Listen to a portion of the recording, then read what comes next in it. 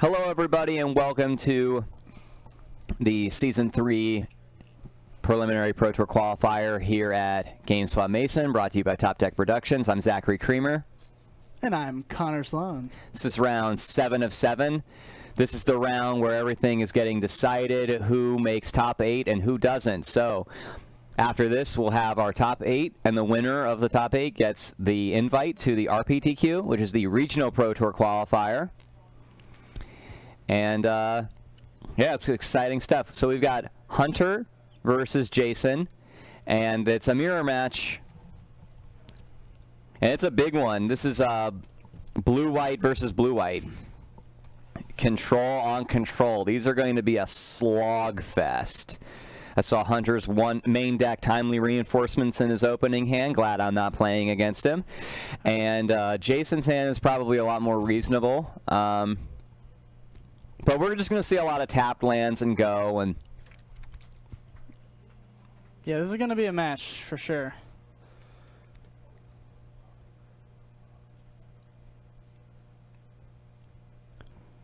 yeah, just a lot of trading of resources, sculpting hands, and going from there. Okay, so this is a Ghost Quarter on Jason's side. Yeah, we saw these earlier when he was on. Hunter's going to cast Opt, and in response to the first Opt, he's going to cast another Opt. Nice. So double Opt. Like I said, sculpting the hands. Yeah, the Ghost Quarter, that must be in addition to the Field of Ruins that Jasn has. How many Ghost Quarters do you think he's playing? Probably one. Playing more than one when you have a playset of Field of Ruin is just not right. And Jason's going to cast his own Opt. Is Hunter going to counter that? I think he wants Hunter to counter that. Snap Opt.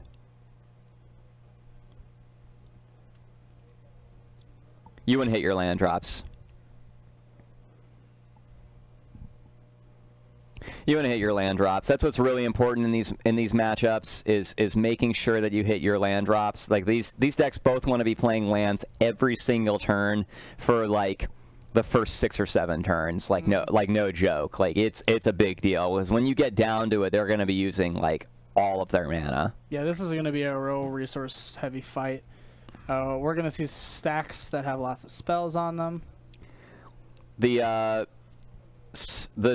He's ousting the Snapcaster Mage, which gives Hunter 3 life and lets the Snapcaster Mage be second from the top. I'd really like to know Jason's thought process on that, because Hunter's going to draw the Snapcaster Mage again next turn and get to reuse it. That's just value. I think he just wanted to keep the clock off the field.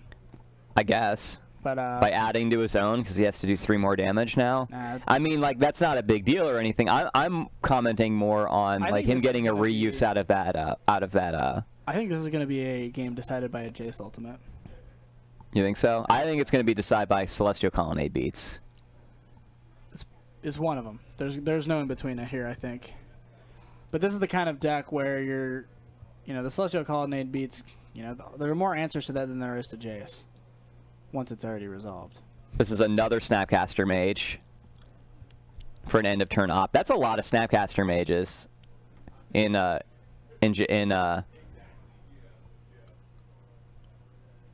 Hunter's hand. I think I see another one, and then that's wouldn't even necessarily be the one that he yeah, I think that's another one in his hand, and then I think he has one on top of his library from the oust earlier. So that's 2 or 3. I can't say for sure, but I'm pretty sure this is also a Snapcaster Mage. Yeah, unless he already drew that one. A lot of Snapcaster Mages happening here. Not doing a lot of work. Let's see the top card, Hunter. Yeah, it's this third. It's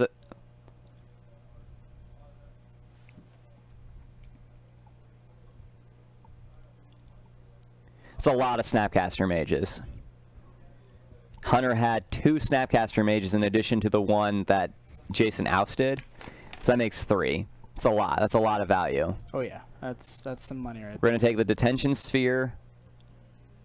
And I can see Hunter untapping and playing another Snapcaster Mage, getting back the Serum Visions. Snap Visions, exactly. So Hunter's just getting to churn through his deck, sculpt, sculpt his hand the way he wants, and yeah, go from there. We did just get standings going into this round from the TO here, so we have that information now. So it looks like, okay. Yeah, it looks like the top 3 tables are going to get to draw. So that's Ryan Kurz, Billy Caminos, Alex Kahn, Logan Young, Craig Kuchar, and Justin Gobing making it in. And then the winner of tables 4 and 5, tables 4 and 5 get in. So the winner here, and then the winner between, and then yeah, the winner of table 5. So we'll get to get in. Live top 8 here for you. Yeah. So yeah, tables 4 and 5 are playing it out to determine which one of them gets to get in, and we'll see.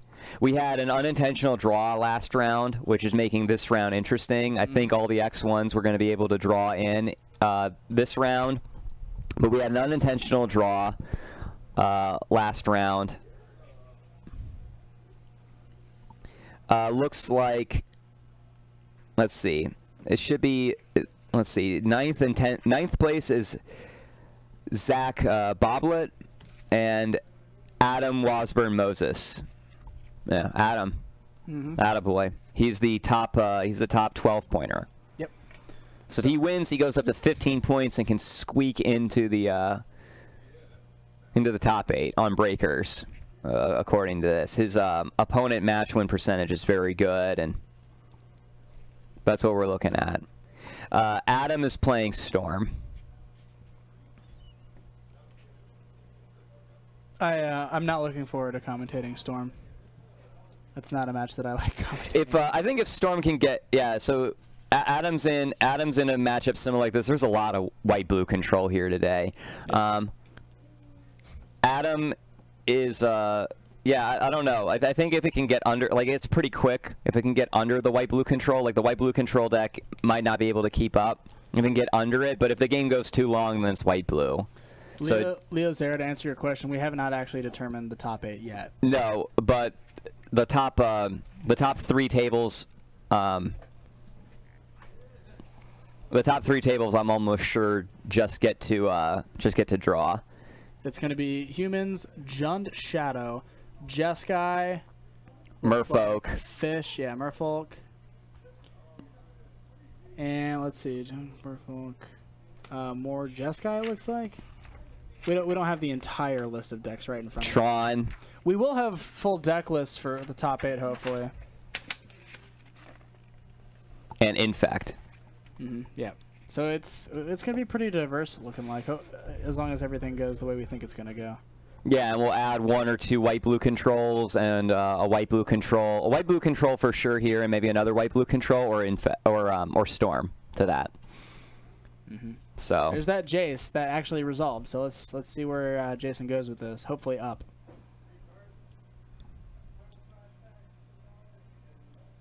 We got a path targeting snap. We're going to Cryptic the counter and bounce click.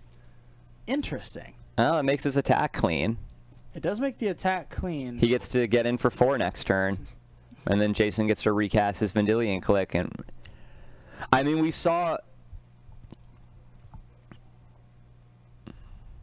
Yeah, so we just clarified live totals. It's 15 to Jason to 21 Hunter. Yep, Jace gets off the table, Vendilion Click back in hand. Yeah, I mean, we saw Jason oust a Vendilion. We saw Jason oust a Snapcaster Mage earlier, and we see Hunter bouncing a Vendilion Click here. So clearly, like, there's something. Detention Sphere. A Detention Sphere on the Snapcaster Mage.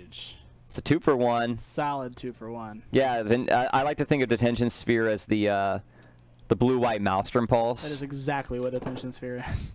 Yep. Almost verbatim.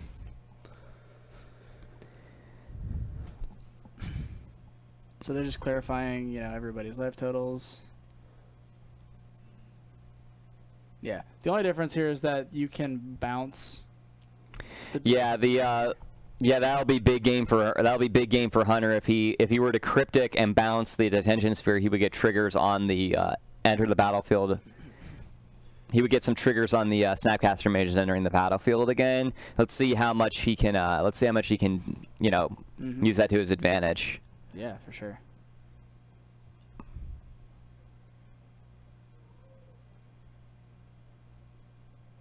Deck is upside down, Hunter. Come on, man. Fix it.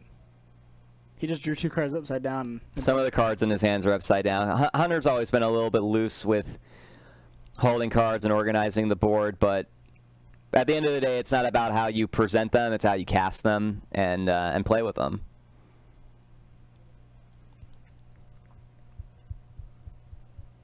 So Logic's not on the Jace. Just slogging resources, just slogging through this, trading resources. It's funny, that timely reinforcements isn't doing anything. Hunter's at a higher life total, and neither player have any creatures. Yep, he's getting punished for playing it in the main deck. It's pretty typical in the main deck, honestly. Like Burn is actually a tough matchup with the current configuration of blue-white control. Yeah. With like the Miracles build, that's a tough matchup for Burn is a tough matchup for them. Past iterations, not so much. Yeah, sure. Past iterations, yeah, not really. Ones like decks with spreading seas and what have you. Those weren't terrible for blue white. Yeah. I could usually get game 1 and games 2 and 3 were always really tough. With this current 75, provided that they're on the 75 that I think they are, it can be pretty tough. Yep. That being said, they do play Baneslayer Angel and or Lyra Dawnbringer in the sideboard, so that kind of makes it. It's funny, I say that it's pretty good for Burn, but like these decks can just like tap out for Lyra or Baneslayer Angel and not care. What are you gonna do? I need to kill them. I need to kill them then, or I'm gonna lose, and that's crazy. But that's what this configuration does. Is it's a tap out deck. It's a tap out control deck, and you have to know the right spots to tap out for your threat and leverage it. And that's what Jason's doing here. We see a D-Sphere. We see a Teferi. I'm interested to see how long this Teferi will stick around. Mana Leak in his hand. Hunter did. Mana Leak. Yeah, I don't like it. It's 2018. Who's still playing Mana Leak? Yeah, man. When you get to play cards like Stubborn Denial. He's gonna Mana Leak this V-Click, but who cares?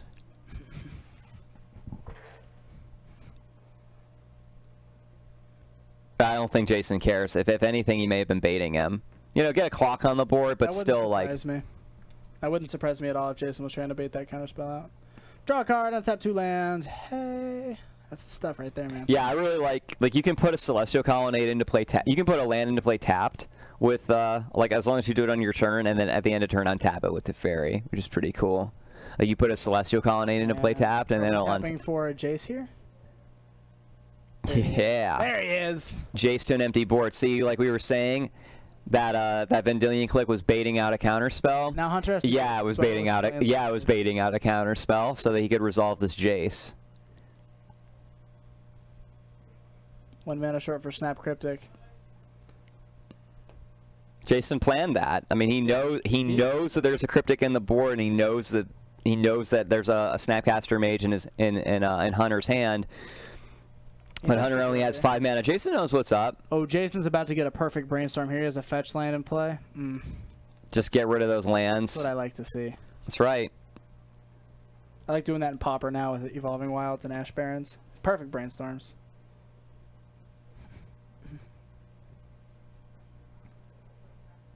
We're going to snap Opt at the end of the turn. Put Serum Visions on the bottom.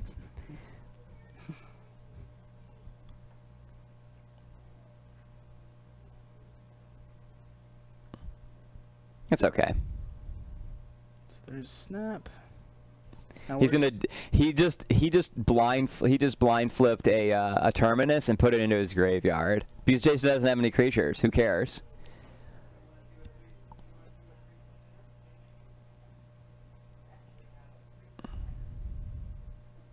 I think Jason's got this, and Hunter just needs to concede. the time is very much a resource in this matchup. Oh yeah, definitely. Like I don't think it's in Hunter's. Hunter is at 15 points. It's in his favor to draw. Really? If he draws, he's in. Jason needs to win. Ah, I see. You're looking at 16 points to make the top 8. That's why it's not clean. From the last round, Yeah, if there wasn't a draw, there would be If Jason didn't draw last round, he would be in top 8, and it would have been clean. Yep. Pretty sure it would. Yeah, like these two still would have gotten paired. Whoever won, like Jason tied with Zach, who's also on blue-white control. Yep. And if either one of them had won, it would have been they would have gotten paired against Hunter, and it would have just been clean. Yep. But because it's not, these two tables have to play it out. This table has to play it out, and the next table can play it out and potentially get in. Here's a freshly unbanned ancestor. So it would have been a clean cut if not for an unintentional draw last round. Then that's why. And this was the highest. This was the highest table that has to play it out, which is interesting. So to say a little bit more about that, Hunter is incentivized to get this game to draw, in the sense that a draw is a win for him. Jason has to actually win. Yeah, because it doesn't matter. Like once you're in the top 8, it's a whole other tournament. Yep. Doesn't matter what your record was. Yeah. Except for seed, but yeah, whatever. So as long as these two players play at a reasonable pace, there's no slow play, there's no stalling. But if one side or the other starts to slow down a little bit, I think you can tell what's up there. And I'm not. So Hunter just fielded a Ghost Quarter. That means that he's going to try and flip that Escanta next turn, I think. Even though. Or he wants to get the Ghost Quarter out of the way so it doesn't hit a. I mean, Jason does still have a Field of Ruin. Yeah. But yeah, I mean, I guess that's what he's trying to do.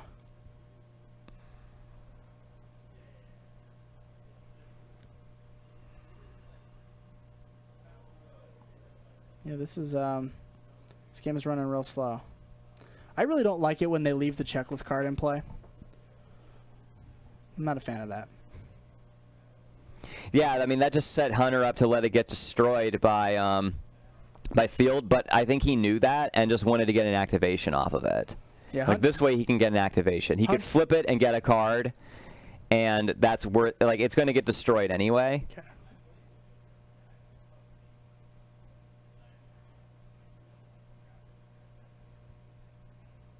It totally matters when you randomize your deck. Like when you shuffle it, those cards will be facing the wrong way, and that matters. Like right now, what if those were upside down? Yeah, that'd be something else. I was more concerned with him leaving the checklist card on the field when they got destroyed because he set it off to the side.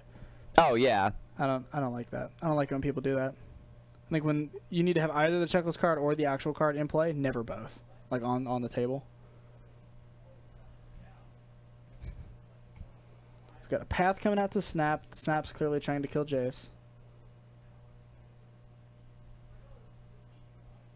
Only 3, he says. Yeah. Alternatively, Jason can win this game 1 and then let game 2 just, run its course. Which I wouldn't be surprised if that happens here. Because that counts as a win for Jason. Then if Hunter's going to try and play to the draw, then Jason's going to capitalize on that. Yeah, exactly. Jason's ahead.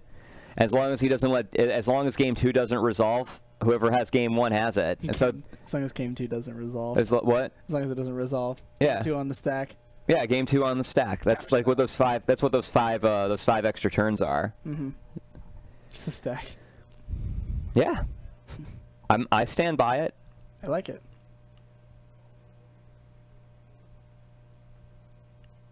Seven. X7. What do we count? Are we countering the path? Is that what's happening? Yeah. Yeah. And now we're going to cryptic. I didn't see the path. The logic Jason had nod. it kind of halfway in his hand. He's conceding. Hunter is conceding. He's going to concede so that they have time for game 2. Hunter realized that his quote-unquote, it's not really slow play. They realized that he figured out his ruse wasn't going to go over. No. It wasn't really a slow play. He was no. I think everything. Both. I'm not accusing either play. I think both players strategically. Hunter did not need to concede to preserve time, so he was playing slower. But I'm not accusing him of slow playing. He was playing at a very reasonable pace. I think both players were. It's just something that can happen. We're not accusing anyone of anything, but I think it's good to know that these are things that people can do. Yeah. And when you're in this position, it's got to cross your mind, and it's something that's been coming up a lot lately. Hunter could have been thinking, I don't need to hurry. I don't need to concede to save time, which is something that somebody might do in the Swiss of the sort of matchup. Concede game 1 to save time if they don't think they can. But I'm losing this game, and if we keep going at this pace, we may not have time for a game 2. I'm losing this game. It was if clear we keep that going Jasn at this, was going to close out the game before too long. So Hunter recognized, eventually, okay, now game 2 matters. So I need to win game 2. Yeah. I need to win game 2. And then not finish game 3, so that it's actually a draw. Jasn needs to win this game, and that's going to be draw the game out. Like if he can draw the game out without actually slow playing, if he can just establish a lock. And we're talking about slow playing a lot because there's been a lot of accusations in the pro player field, like, oh well, this player slow played me this game this one time 2 years ago, so they shouldn't get into the Hall of Fame. And there's been a lot of talk about like what actually like stalling and slow playing, like what quantifies. Stalling the game with like real game actions is not the same as slow playing. And I don't think either player were doing that. I'm just noting that it is in their favor. It's in their favor to do that sometimes, and not just these players, but anyone in this position. I'm gonna use this opportunity really quick. Okay, so Adam Wasburn Moses won his game. I think he gets to sneak into the top 8 with 15 points. He gets to be the sole 15-pointer. We'll confirm that going into the next round. Right now, we're going to get game 2 going here. I'm going to use this opportunity really quick to remind you that if you like the game that you're seeing now, or if you missed this one or any of the other games we've had going on today, or any of our other games ever, don't forget that we archive all of our replays at youtube.com/TopDeckProductionsStream. And if you're trying to follow us elsewhere on social media, give us a like on Facebook at facebook.com/TopDeckProductions. Be sure to check out TopDeckProductions.com for player deck lists, league standings, and more. We've got both players shuffling up and going into game 2. Man, how do you think they sideboard here? I know the timely reinforcements is coming out. I can't imagine that doing a lot on either side. That's a certainty for sure. And the board wipe, and the timely reinforcements. I think you leave in path. 10 spell quellers, he says. I think you bring in path. I think you leave in path. I think you bring in spell queller. Mm-hmm. And you leave in your path to deal with the spell quellers. I like spell queller. Spell queller is a great card. I think it's a good sideboard card for these decks. It really is, yeah. It's just a solid card all around. Like, it's already a 2/3 body for 3. Well, there are both of Hunter's dispels that he brought in. That's insane. Yeah, I don't know. I mean, I always think that kind of comes down to not randomizing that. Oh, he's going to put it back, so it doesn't matter. But it's interesting when you see multiple sideboard cards in your opening hand. It's like, did I really shuffle this well enough? Yeah. I mean, I think that, I think that. If I see more than, I'm always surprised to see more than one sideboard card in any opener that I ever get. Like, the other day I was playing in Shadow and I had 2 Chain to the Rocks and an Exquisite Firecraft and 3 lands. I'm like, what is this? What is life? Yeah. I kept that hand and promptly lost that game. I deserve to lose that game, but it's like, what is that? Apparently, Rogue Delver top 8 at the Legacy GP. Good for them. Like Rogue Delver without Deathrite Shamans. Well, Rug Delver wasn't really a thing when Deathrite Shaman was in the format. Rug Delver is going back to like the Nimble Mongoose and all that. The goose is on the loose. The goose is loose. I love Nimble Mongoose just as a card. They both, yeah, both players mulligan, and I think we're keeping our sixes. Cement123, thanks for the follow. We appreciate it. It's follows like that. They keep us going and growing strong. Celestial Colonnade, go. Oh, you see that bad boy? That Amonkhet Invocation? That's a cryptic command. Just saying. Yeah, the Amonkhet Invocations I actually have a little bit of trouble with. I'll give you that one.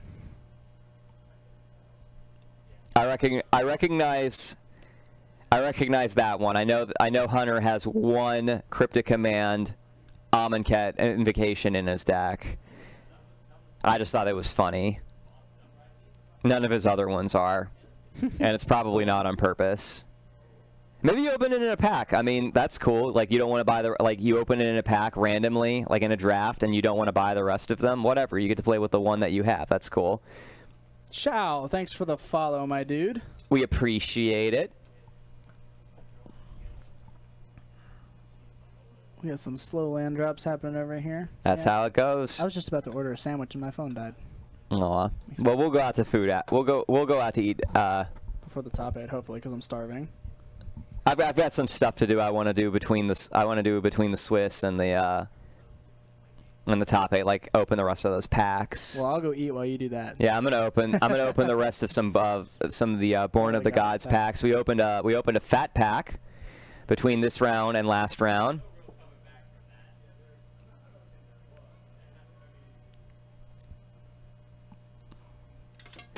And we went over the contents. We bust open 2 of the packs, and we're going to open up the rest of the packs here soon. Just trying some stuff out. You know, between rounds, we can do like deck techs, player interviews, pack openings. Yeah, I really enjoyed doing that deck tech earlier. Yeah, we're just just feeling it out. There's definitely, some things are going to be winners and others are going to be losers. All right, so we do know for sure now that we will have deck lists for the top 8 available, so we'll be able to talk a little bit more in depth about these decks during the top 8. Yeah, like sideboards and stuff. I can only speculate. Like, lists change so much, I can't keep up with them. I can't keep up with sideboards. People are constantly tuning the sideboards. I know I freak out all the time about my sideboard. Yeah, sideboards are definitely a point of contention. I need to get my 75 rooting and ready to go for next weekend. Again, like I talked about with my deck earlier, my sideboard I'm very, very solid with. I think it's... I like your 75 a lot. I have 2 different 75s that I really like, and I'm deciding between the 2 of them. It's basically if I play Grim Lavamancer or not. Yeah, that's really what's up. Jason's like, what the hell is that? And Hunter's like, it's cryptic verbatim. command. That is what he actually said, by the way. Yeah, it's cryptic command. I love Jason. He's gonna Hunter at the end of Jason's turn. Hunter's bouncing basic island and drawing a card. That's what we're seeing here. Those are the lines, man.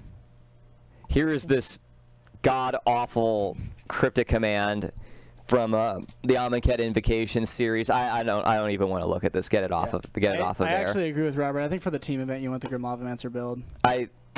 I think so too. I think there's going to be a lot of humans in the middle seat.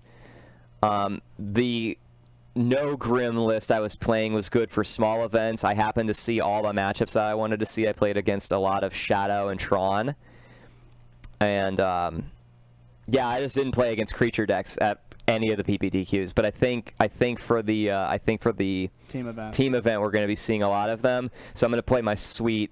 I'm gonna play the 75 that I really like. I lent my Torment Grims. So I'm gonna put that together tonight. 3 weeks ago, and I still haven't gotten them back. I'm gonna put that together. I'm gonna run back the 75 at top 16. The SCG Con Season 1 Modern Classic with. There you guys, a mouthful. Let's see. So we've got a whole lot of nothing happening on both sides of the board. This is starting to look a lot like the I'm trying to remember which tournament it was. It was one of the World's Finals with Shahar Shenhar. Yeah, it was Shahar Shenhar versus Ben Stark. You know the difference? Right, You know the difference in those decks? Nothing. They were playing red. Neither one of these guys are playing red. This is just starting to look like that. Nothing happened until turn like 9 or 10 in that match. Yeah, that's how it's supposed to be. You develop your mana base. You know why Jason's behind? It's because he doesn't have a 5th land. Mm-hmm. That's a problem. Lands. No lands is no good. Is that a misprint Plains on Hunter's side? Or is that just the sleeve? Honestly, like, if Jason doesn't draw a land soon, it's just done. I wouldn't be surprised if Hunter just counters this. He's going to find lands. I think he should. Sometimes you don't counter the draw spells, and other times you do. And this is one of the spots where you do. So if you guys are at parity, I don't think you counter them, but you're not. Like, Hunter has a mana advantage, and he needs to keep that mana advantage. The thing about it, though, is, you know, Jason just has to ride this game out to time. Or he can try. He can concede now and get in a game 3 on the play. I don't know if getting into that game 3 is going to be good enough. Like, this deck doesn't kill fast. That's the problem with the deck. Yeah, it is. And at that point, Hunter would be incentivized to let it draw out. Because like right now, Hunter is not threatening at all. No. He's got a well, I don't know about threatening, but if I'm on Jason's side of the field and I'm staring down 8 lands, I'm intimidated. Right, but like Hunter needs to start attempting to win the game before the game ends, and Jason needs to make that not happen. No, it's not that big of a deal. Yeah, I got you. If Jason was playing a proactive deck that actually has a plan to win the game fairly quickly, he would have lost. Like, if we got to this point, he would have lost the game already. Like, this is the spot where Miracles can't lose except to itself.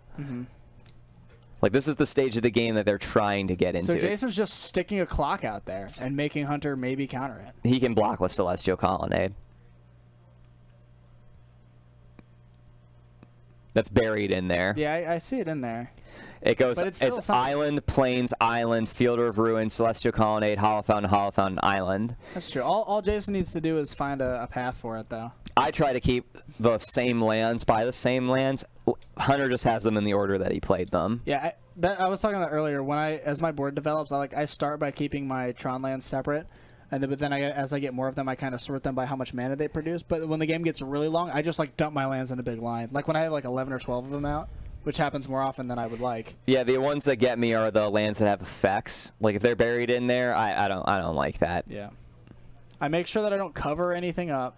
But like at a certain point, it just becomes futile to try. There was a top 8 that I lost the 3rd game because my opponent, I didn't see that they had a Blinkmoth Nexus to block my creatures, and I actually drew the Searing Blaze. I drew the one card in the deck that would win me the game, and I needed a Searing Blaze, but I didn't realize that he had a blocker, so I just Searing Blazed one of his random creatures and then swung. He was at 7. I had a Swift Spear and a Goblin Guide. And I drew Searing Blaze, and I just killed one of his random creatures and swung for 4, and he animated Blinkmoth Nexus and blocked. I didn't realize that he had a Blinkmoth Nexus. Had I realized that he had Blinkmoth Nexus, he would have. So I would have killed it to look at my opponent's lands. Yeah, it was just under another one of his lands. It was just like partially covered up by one of his other lands, and not on purpose. Yeah, like sort of he just wasn't thinking about it. Yeah, you just need to make sure that you're paying attention to all the land drops your opponent makes, and like make a little mental note whenever something like I don't think he had used it up to that point, but I'm not going to blame this person for that because it was not. Oh, I don't think you could blame that person. I think it's your fault. Because you didn't adequately keep track of your opponent's board. Yeah, but if he like, it depends. I think if you like completely cover up the land. But that's not what was happening there. Yeah. So, yeah. All right. So here's a click. We haven't seen a block from Hunter on the Spell Queller with the Colonnade, but we can definitely do that with a click here. If Hunter just goes on the attack, though, I think Jason's clock is quicker unless Hunter decides to, go all in on the Colonnade. Celestial Colonnade. And all Jason needs to draw is a Field of Ruin or a Ghost Quarter to deal with. Jason's hand is pretty stacked. I could see a real counter war happening right now if Jason wants to try to stick any of these threats. But he'll probably just develop his his mana base a little bit more. He has to discard a hand size. Damn. I don't believe we've had a Miracles Mirror on camera yet tonight, have we? No. It's the third one that has happened. Yeah, just the third time that Jason's done it in a row, but this is the first one we've had on camera. Yeah, we've had Jason on a couple of times today. I put him as one of the real contenders to win the whole damn thing. Mm-hmm. And he's putting on a clinic. I mean, he's doing the best that he can over here. Like, these mirrors are tough. I have no idea how you assess... I have no idea how you assess the value of cards here. You know what I mean? Like... This is not my style of deck. It's tough.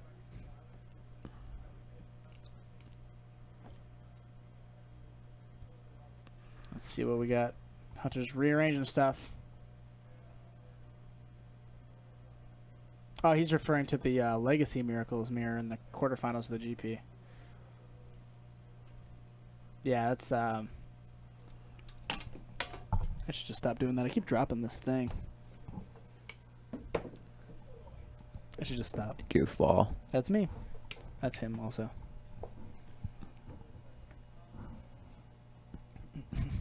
Yeah, I'd agree. It's probably more exciting than this one. Alright, what's going on here? Hunter keeps just moving his lands around and then not doing anything. As long as he's not sneaking another one into play. No, he's not. He's just moving his lands around. Like, look what he's doing. He's just... No, I don't think so. It's pretty obvious when people do that. Yeah, he's just moving them around. Like, he just rearranged those three, like, 3 times. He's not sneaking any in. Like, it's really obvious. Yeah, man, they just ban Island. I'm about that, like, for real. How are you gonna cast Stormcrow if you can't play Islands? Have you ever had Stormcrow cast against you in Modern? I wanted to play it.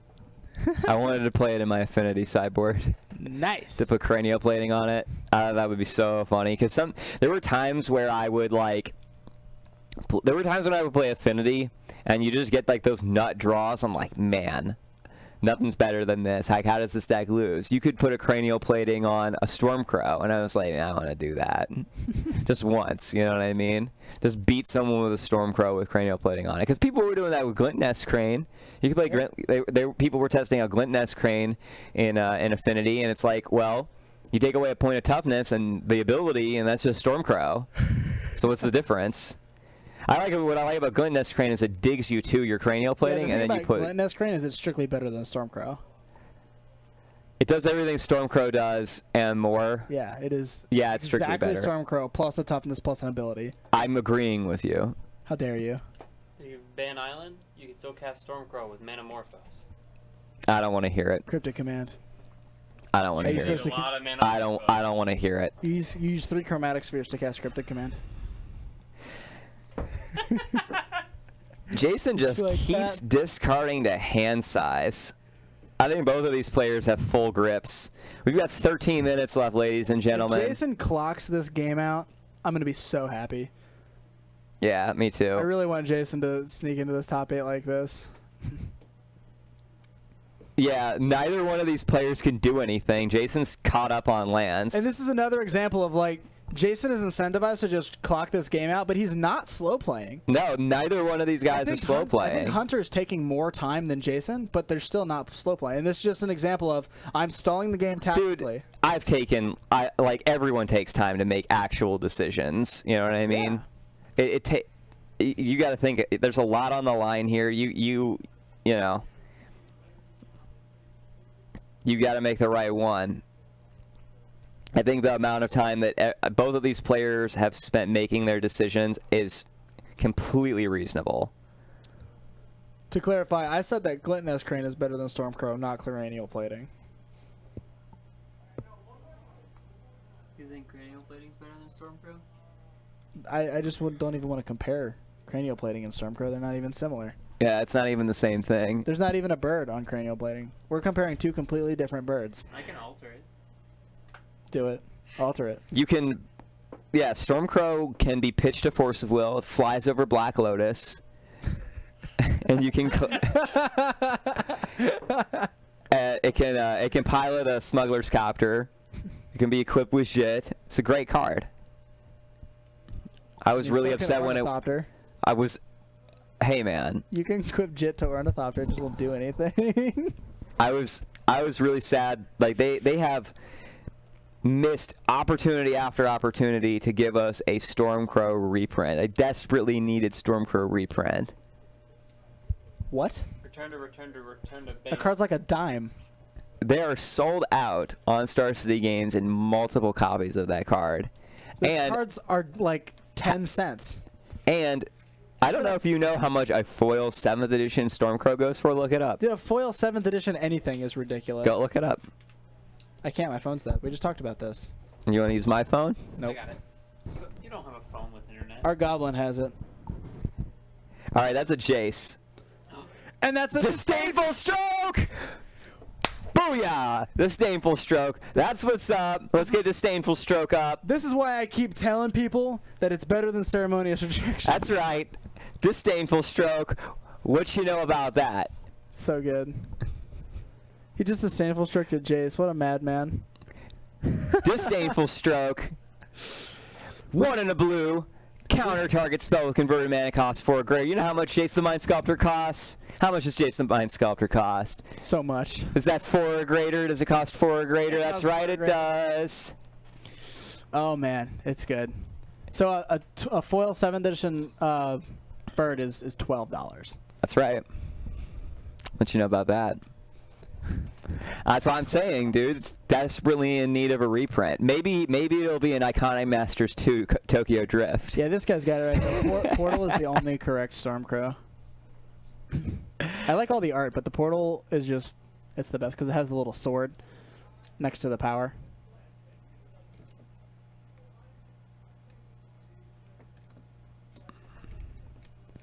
Like I'm telling, it is taking advantage of time, but it is not breaking game rules. It's using the clock as a resource, which is a real thing that real players do. In this match, Jason is using the clock as a resource. He is not taking an unnatural amount of time to make decisions. His turns are consistent and they're timely. They're progressing the board state. They're progressing the board state in some they're progressing the game in some fashion. He is using the ability of his deck to stop Hunter from winning. Here we see Hunter bouncing a land and drawing a card again. He's just trying to draw cards. I'm with Big Bear. I think this deck just... This is the reason that I don't like this deck. Is because both of these players are trying their best to win the game, and all they're doing is putting 2 power creatures into play occasionally.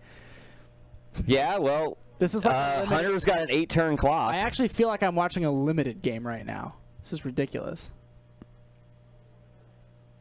Bounce! Colonnade, draw. Ooh, that's big game. Spell Queller is going to target. They need to fight over this. He needs to fight over this Spell Queller. He's going to... And he's going to lose the fight. Like, Hunter's hand is all counter spells.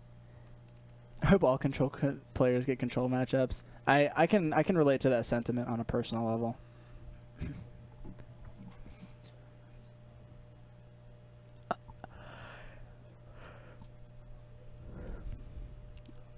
I think that's Jason's last island. Organize his permanence better, somebody says.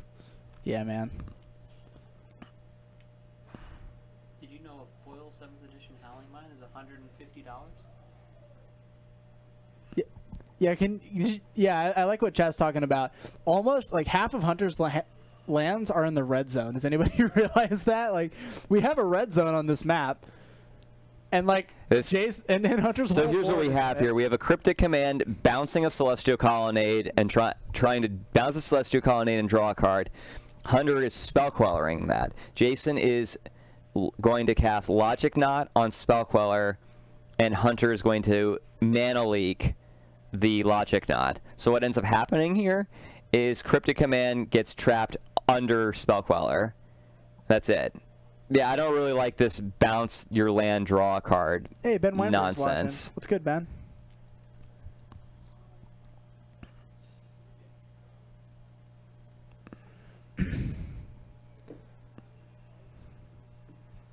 Well,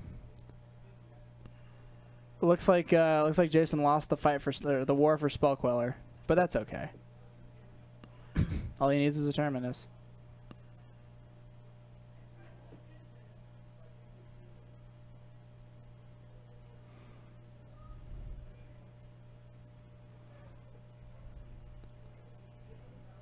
Negate. That's basically a disdainful stroke. Oh my God, Hunter, move your lands back, please. That's just so bad to look at.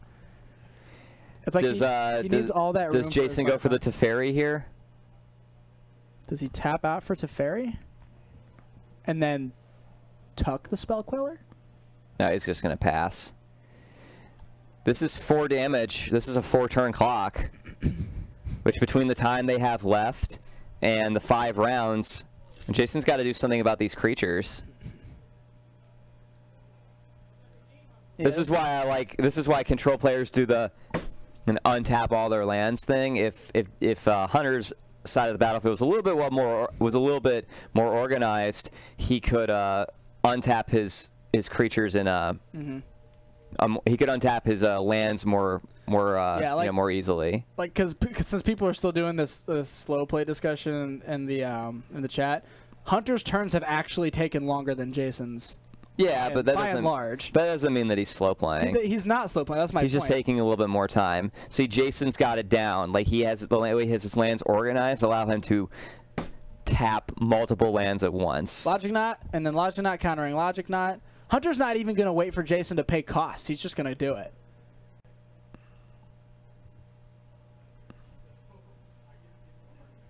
Yeah, Hunter. I saw Hunter's grip a couple of turns ago. It was all counter spells. I didn't think Jason was going to get anything to resolve. So now Hunter has a Teferi. Does Jason just have 3 Teferis in hand? Yeah, 2 Teferis and a Torrential Gearhulk. Torrential Gearhulk is hot. And oh man, I didn't realize how many cards Hunter had. Jeez Louise. Ketchup Smoothie? That sounds disgusting, but thank you for following. Ketchup Smoothie, thank you for the follow. We appreciate it. Thanks, bud. Can you imagine a ketchup keeps the stream going and growing strong. That's so bad. Oh, it's like a fruit smoothie, but disdainful stroke, but with ketchup instead of like. Oh man, I think. Yeah, dude, Rob's teamer lists are pretty lit. I gotta say. I think Hunter's gonna pull it off. There we go. He untapped all of those real quick. Hey, good job, buddy. Yeah, untapped your lands.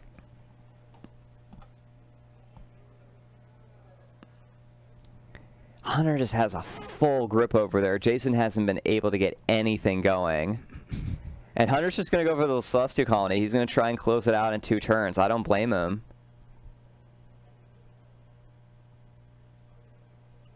There's no way they have time for game 3. It's going to be a draw. Gin and tonic. I love it. Me too. Love it. Thank you for the follow. We appreciate it. Solid. Keeps man. the stream going and growing strong.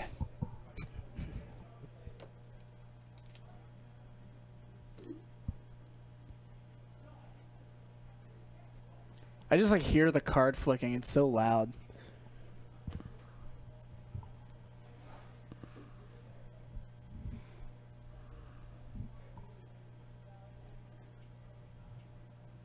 Cryptic Command.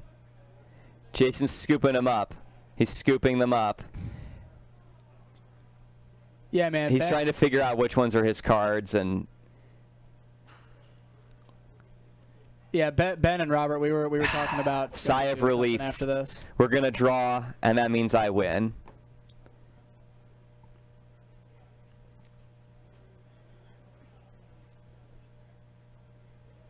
Did Hunter just ask him to concede? That's so trashy. I hate it when people do that. I'm not opposed to it. It's like, hey. It's just unsportsmanlike.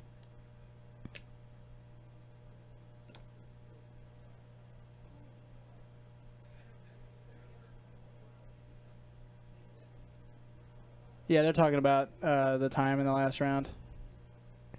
Yeah, yeah, it's an unfortunate position. Like I said from the beginning, Hunter could win or draw, and Jason has to win. Yeah, so he's just going to give it to him. In this scenario, yeah, like they're just discussing the clock. They don't have time for it. Hunter's going to, they do all that. I'm talking about, I'm talking about scenarios where, like, I've seen players at like local events over in like some other card shops around here. Okay. They'll do something dumb and they'll say, "Would you like to concede?" And that's not something that I'm okay with in general. So I'm gonna call it right here.